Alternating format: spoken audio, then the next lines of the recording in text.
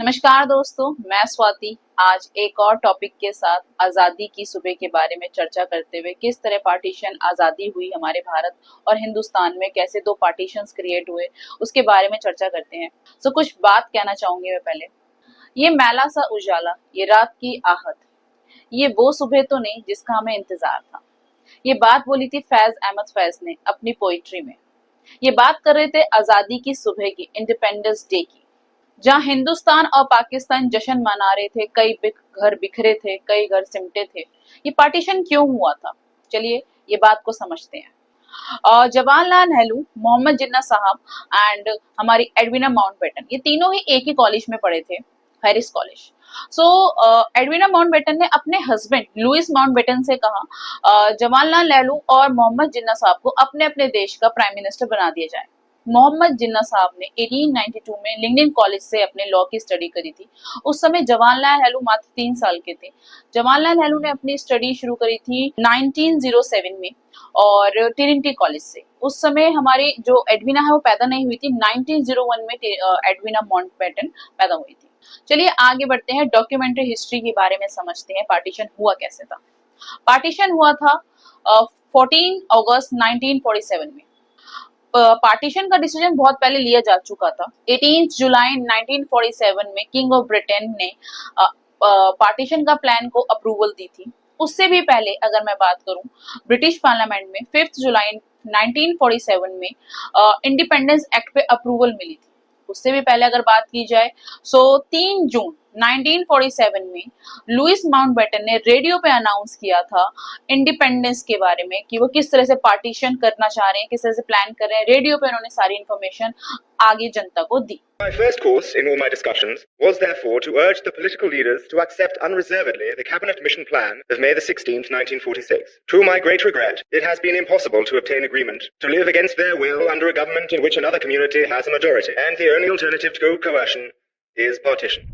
1 अप्रैल 1947 में महात्मा गांधी जी गए Louis Mountbatten के पास। वो डेस्परेटली वो पार्टीशन को अवॉइड करना चाहते थे।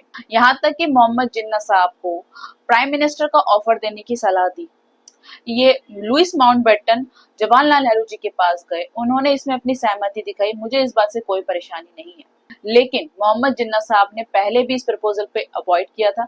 दूसरी बार जब प्रपोजल दिया गया तब भी उन्होंने मोहम्मद जिन्ना साहब ने अवॉइड करना ही सहमत थी। ये सारी सिचुएशन लुइस माउंटबेटन के लिए समझनी थोड़ी डिफिकल्ट थी, क्योंकि वे मार्च 1947 में इंडिया आए थे और उनके लिए सारी सिचुएशन न्यू थी और वो इंडिया के वाइस रॉय थे।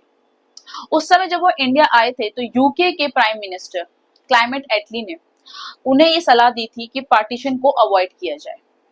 माउंटबेटन से पहले जो हमारे वाइस रॉय रहे इंडिया के, वह आर्चीबाल्ड बेवले रहे और उनका जो वाइस रॉय ऑफ इंडिया रहा वो 1943 से लेके 1947 के टाइम पीरियड में रहा और वो भी इंडिया को पार्टीशन के समर्थक में नहीं थे।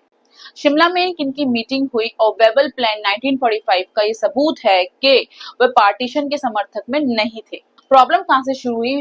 वेबल से पहले जो वाइस रॉय रहे लॉर्ड लिंथिगो, ये थे एक्चुअल पार्टीशन के समर्थक में। चलिए पहले स्टोरी को पूरा क्लियर करते हैं, क्या थी प्रॉब्लम।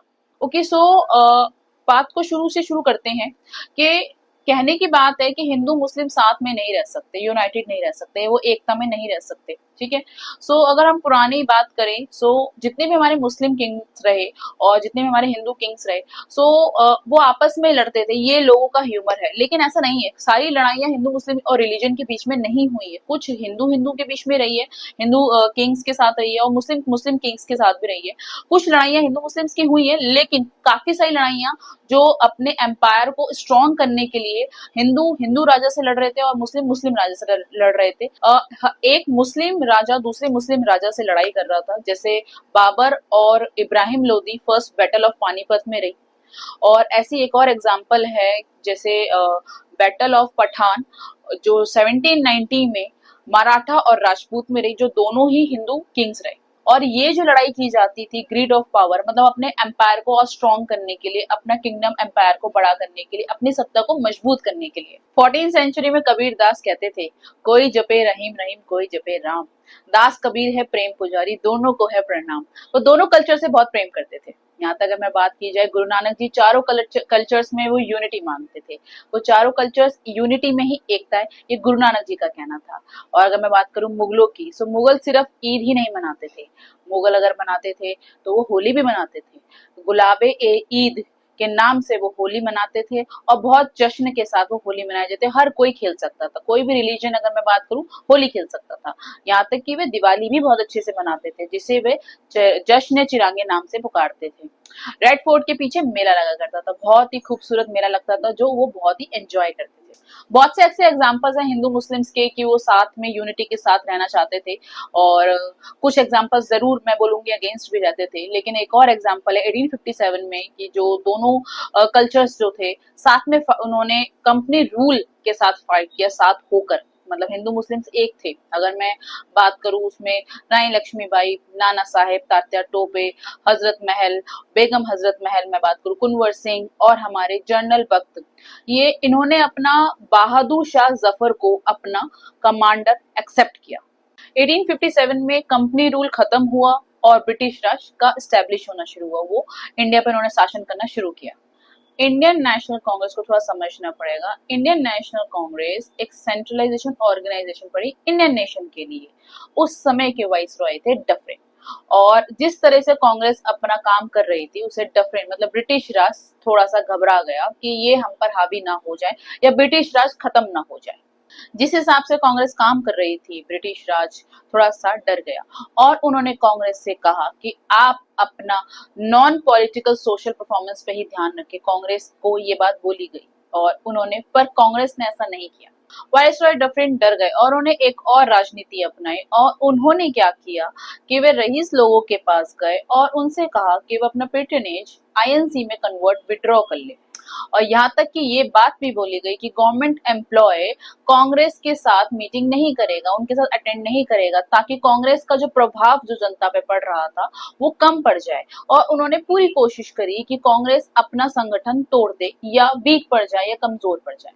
ब्रिटिश सरकार ने कुछ ब्रिटिश लॉयल ब्रिटिश पीपल से मदद लेनी शुरू करी, जिनमें थे सैयद अहमद खान और शिव प्रसाद, जिन्होंने ये कंसेप्ट बनाया। एंटी कांग्रेस मूवमेंट के खिलाफ उन्होंने बोलना शुरू किया और सैयद अहमद खान ने कुछ स्पीच देनी शुरू करी और उस स्पीच में उन्होंने कुछ अपने टिप्पणी रखनी शुरू करी। और कांग्रेस उस समय क्या चाहती थी, कांग्रेस की दो डिमांड थी अगर बात की जाए। सो ICS का पेपर जो है वो इंडिया में कंडक्ट करवाया जाए, और दूसरा जो ब्रिटिश सरकार एक बजट बनाती है उसमें इंडियंस का भी एक रूल होना चाहिए। सैयद अहमद ने जो बात कही वो कोई बड़ी बात नहीं थी, लेकिन बात अब यहाँ पर थी कि उन्होंने टू नेशंस की बात यहाँ पे करनी शुरू करी कि ब्रिटिश अगर देश छोड़कर चले जाएंगे तो इंडियंस हम पर हावी हो जाएंगे, और इस तरह से दो नेशंस की जो थ्योरी थी दिमाग में डालनी शुरू करी सैयद अहमद खान ने।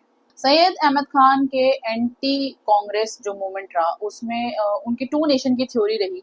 हालांकि मुस्लिम्स के काफी सपोर्ट में थे वे, और वो ये कह रहे थे मुस्लिम से कि आप ब्रिटिश रूल के साथ रहें, ब्रिटिश के साथ रहें, ताकि हिंदू हम पे हावी ना हो जाए।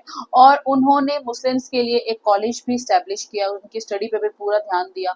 सो जो अलीगढ़ मुस्लिम कॉलेज के नाम से फेमस है। यहाँ तक कि अगर बात की जाए कि अगर 1906 में ऑल इंडिया मुस्लिम लीग की स्थापना हुई, इनके भड़काऊ भाषण के कारण कुछ मुस्लिम्स जो थे टू नेशन थ्योरी को एक्सेप्ट करने लगे और उनकी बातों में कन्विंस होने लगे।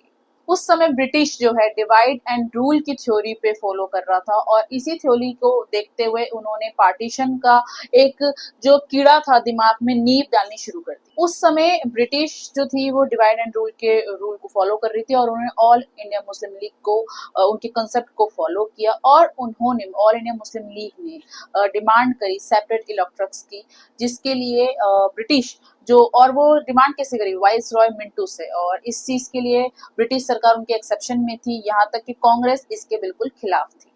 उस समय कांग्रेस के लीडर मोहम्मद जिन्ना साहब भी थे, और इस चीज के लिए वे काफी अपोज कर रहे थे। हालांकि बाद में पार्टीशन के लिए उनका समर्थक रहा, लेकिन इस इलेक्ट्रोक सेपरेट्स के लिए वो काफी खिलाफ थे। और यहाँ पे ब्रिटिश रूल ने सेपरेट इलेक्टोर्स को अप्रूवल दे दी और उसका मतलब ये था कि कुछ मुस्लिम कैंडिडेट्स खड़े होंगे और मुस्लिम कैंडिडेट्स मुस्लिम्स को ही सपोर्ट करेंगे। ऐसे ही हिंदू लीग का भी एक पैरानॉइड सेक्शन बनने लगा कि हमारे लिए क्या, मतलब हिंदू भी डरने लगे, एक डर ही था। और इस डर के कारण हिंदू एक लीग सेक्शन भी बनाया गया और जिसका नाम दिया गया अखिल भारतीय हिंदू महासभा और इसको फाउंडेशन किया गया मदन मोहन मालवीय के through. Lieutenant colonel U N Mukherjee ने उन्होंने कॉलम लिखा और उस कोलकाता बेस्ड न्यूज़पेपर में उसमें उन्होंने उसका टाइटल दिया हिंदूज राइज रेज, जिसमें उन्होंने अपना डर बताया कि किस तरह मुस्लिम्स जो है अपनी पॉपुलेशन बढ़ाते बढ़ाते हिंदू जो है खतरे में पड़ जाएंगे। इस तरह से उन्होंने अपना बयान उसमें ज़ाहिर किया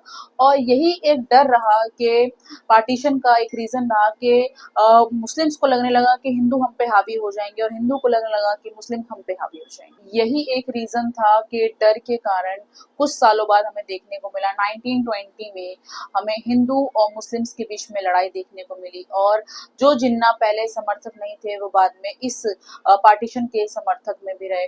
अभी तक के फुल ऑन ब्लॉग में काफी कुछ आपको डीप में ऐसी स्टोरीज समझ में आई होंगी, किस तरह से पार्टीशन रहा, क्या डीप कंसेप्ट रहे, किसके क्या ओपिनियंस रहे। मैं स्वाति एजुकेशन आफ्टर 12th के साथ, डिजाइनिंग एजुकेशन के साथ आपको एजुकेशन के टॉपिक्स के ऊपर स्टोरीज बताती रहूंगी। कोई क्वेरी हो, कोई डाउट हो, आप कमेंट सेक्शन में पूछ सकते हैं। मोर इन्फॉर्मेशन के लिए चैनल को लाइक शेयर कमेंट करना मत भूलिएगा। Thank you for the watching. जय जय हिंद, जय भारत।